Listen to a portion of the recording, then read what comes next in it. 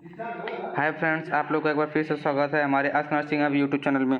आज हम लोग की जो टॉपिक है क्या है, किडनी कैंसर, जो genito urinary system medical surgical nursing में पढ़ रहे थे, उसका एक डिसऑर्डर है kidney cancer.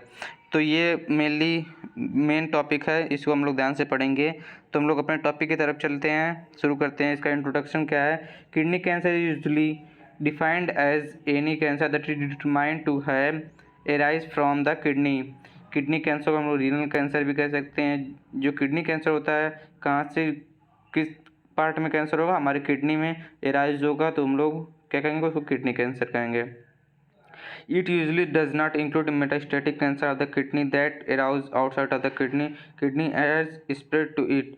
Means that it metastatic cancer means क्या होता है कि जो कैंसर एक जगह से दूसरे जगह पे स्प्रेड हो जाए, फैल जाए, उसको मेटास्टेटिक कैंसर कहते हैं। जो किडनी कैंसर होता है, बस किडनी में ही जो हमारा कैंसर होगा स्प्रेड होगा, इससे आउटसाइड स्प्रेड नहीं होगा, तो ये मेटास्टेटिक कैंसर नहीं है।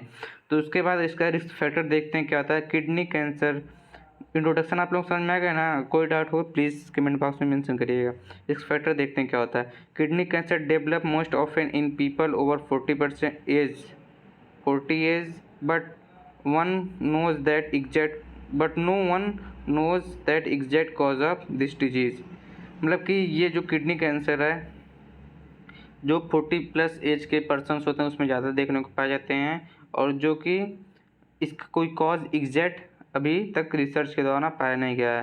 रिसर्च में हम लोग ये देखें, research that has shown that people with certain risk factor more likely to than others to develop kidney cancer.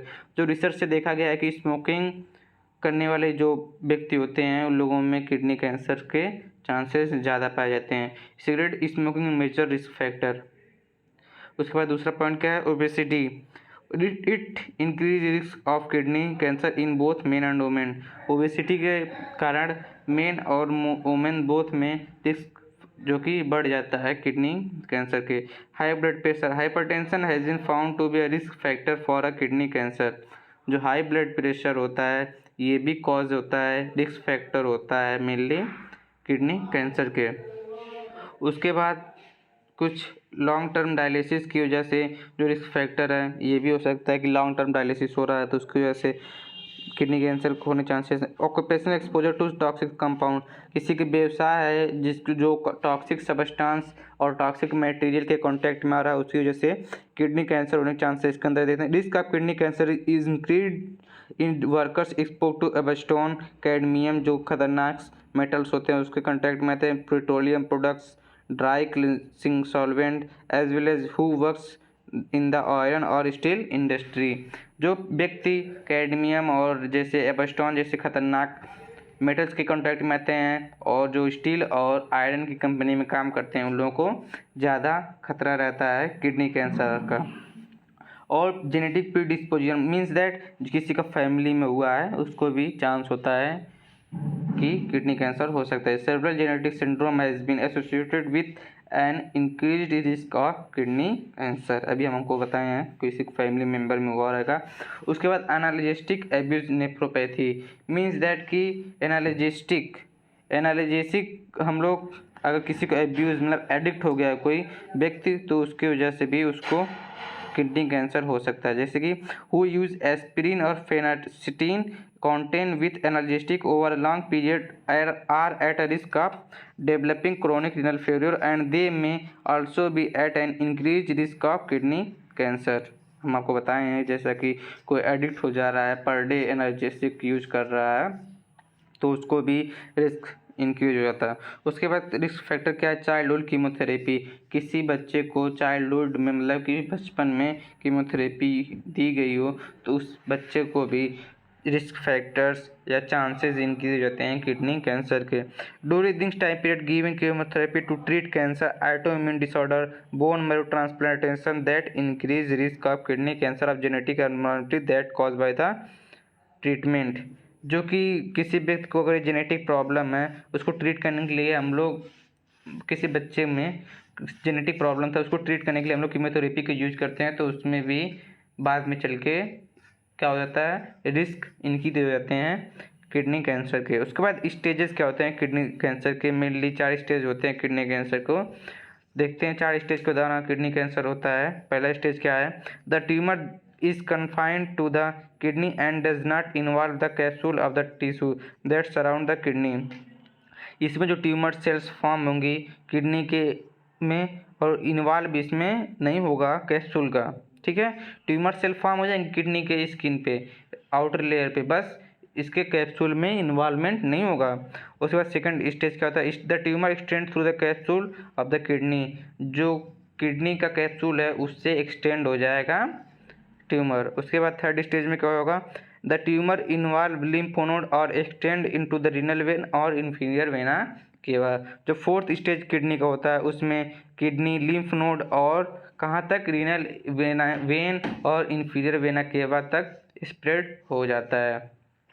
उसके बाद स्टेज नंबर 4 क्या? Tumour has invaded organ adjacent to the kidney और show evidence of distant spread to the organ such as the lung. जो kidney होता है वो adjacent होता है, show of distant spread to the organ such as the lung. Mainly ये lung तक भी स्प्रेड हो सकता है। हम लोग देखे थे कि मेटास्टेटिक कैंसर होता है, मेनली ये स्प्रेड होता है। उसके बाद क्लिनिकल मैनिफेस्टेशन क्या होता है? A wide range of symptoms can be represented with renal carcinoma depending on which area of the body has been affected। जो symptoms होंगे, जो बॉडी का जो ऑर्गन अफेक्टेड है उसके अकॉर्डिंग शो होंगे। उसके बाद पहला क्या होता है? सिम्टम्स क्या है? एबनॉर्मल यूरिन कलर, जो यूरिन का डिस्कलरेशन हो जाएगा, ये हमारा साइन एंड सिम्टम्स होंगे। फ्लैंक पेन और बैक पेन, फ्लैंक पेन और back pain in groin area में होगा। उसके बाद जो थर्ड सिम्टम है, एब्डोमिनल मास और लंप आर फाउंड। एब्डोमिनल मास जो मसल्स के मास होंगे और लंप होंगे, फॉर्मेशन हो जाएगा उसका। Fever, malaise, weight loss, anorexia means loss of appetite, anaemia resulting from depression of erythropoietin. Erythropoietin जो हमारा होता है प्राइमरी सेल ऑफ आरबीसी, जो आरबीसी जो बनती है वो इरेथ्रोपोइटिन से होता है। इसका डिस्ट्रक्शन होने मतलब इसका फॉर्मेशन नहीं होगा तो एनीमिया कॉज हो जाएगा। उसके बाद chronic fatigue, leg and ankle swelling, night sweating, vision abnormalities and elevated calcium level, ये हमारे कुछ साइन एंड सिम्टम्स होंगे। उसके बाद हम लोग क्या देखेंगे? पैथोफिजियोलॉजी क्या होता है किडनी कैंसर के। Mention of VHL on Hippel Lindau tumour suppressor gene. जो ये जो म्यूटेशन होगा इसका, जो कि ट्यूमर से जो सप्रेसर कर देगा जीन को। उसके बाद क्या होगा? Second stage loss of VHL function, जो VHL के फंक्शन का लॉस हो जाएगा। Leads to aberrant accumulation of hypoxia include factor, individual factor. Hypoxia individual factor जो होंगे लीड्स का जाएगा जब VHL का फंक्शन रिलीज होगा। VHL क्या होता है? जो कि सप्रेसर होता है, जो जीन होता है पाए जाते हैं ये जो कि सप्रेस कर देते हैं, मतलब कि ग्रोथ नहीं होने देते हैं। लेकिन जब इसका म्यूटेशन होने लगेगा तो ये कहाँ किसको लीड कर जाएगा? हाइपोक्सिया इंडिविजुअल फैक्टर्स में। उसके बाद जो HIF कहाँ लीड्स, जो सेकंड स्टेज कहाँ पे होगा? अनकंट्रोल एक्टिवेशन है HIF target gene that regulate angiogenesis. जो ये टारगेट जो हमारे जीन में VHL पाया जाता है, जो हमारे म्यूटेशन को रोकता है, वो उसका काम नहीं करेगा, जो कि HIF की वजह से। तो हमारे जो एक्टिवेशन हो जाएगा HIF का। उसके बाद क्या होगा? Contribute to uncontrol cell growth और प्रोलिफरेशन एंड रिवाइवल। जो हमारी जब हमारा कंट्रोल नहीं होगा VHL, तो उसकी वजह से जो ट्यूमर सेल्स हैं उसका अनकंट्रोल ग्रोथ हो जाएगा। तो उसकी वजह से क्या होगा? साइन एंड सिम्टम्स और ट्यूमर फॉर्मेशन और मेलिगेंसी अगर हो जाएगी, ट्यूमर जो होगी उसमें मैग्लेंट्स सेल और कैंसर की कंडीशन फॉर्म हो जाएगी, जिससे किडनी कैंसर कहते हैं। हम लोग डायग्नोस्टिक इवोल्यूशन क्या क्या करेंगे? पहला हमारे जो मेन डायग्नोस्टिक फिजिकल एग्जामिनेशन और हिस्ट्री कलेक्शन, दो हर एक डिजीज़ कंडीशन में हम लोगों को करना है। उसके बाद क्या लेबोरेटरी टेस्ट, क्या में लेबोरेटरी टेस्ट में क्या करेंगे? यूरिन एनालिसिस, यूरिन कल्चर करेंगे, ब्लड शुगर, प्रोटीन और जो इलेक्ट्रोलाइट्स होते हैं उसके लेवल्स को चेक करेंगे। कंप्लीट ब्लड काउंट करेंगे, ब्लड केमिस्ट्री टेस्ट करेंगे और बायोप्सी करेंगे। उसके बाद जो थर्ड क्या होता है, cystoscopy, CT scan and ultrasound diagnostic evolution में करेंगे।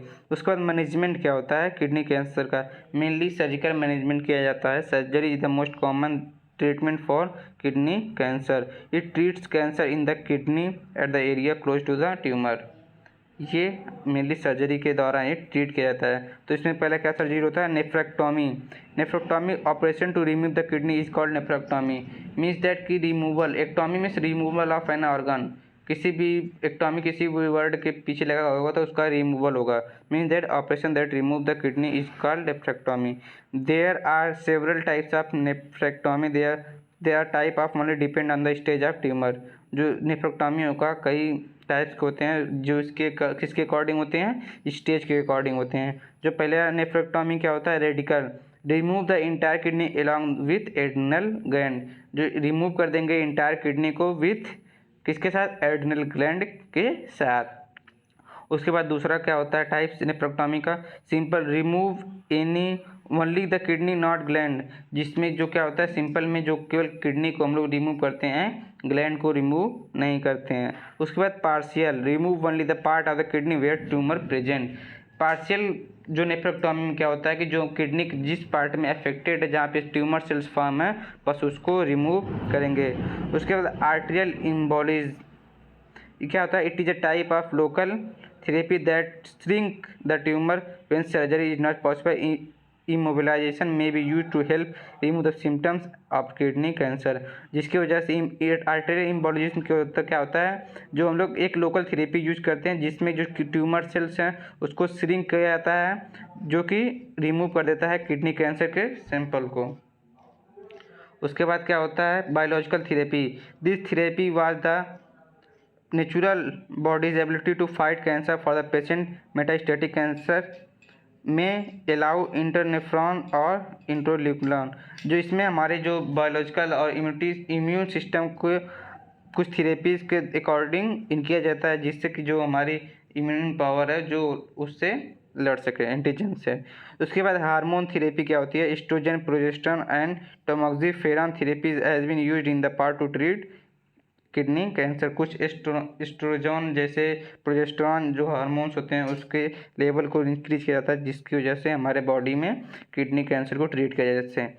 अगर आपके वीडियो में कोई भी डाउट हो प्लीज़ हमारे कमेंट बॉक्स में मेंशन करेगा, हम आपके डाउट को क्लियर करेंगे। आप लोगों को अगर वीडियो अच्छी लगे प्लीज़ लाइक, शेयर और सब्सक्राइब जरूर करिएगा। Thanks for watching my video. Thanks a lot.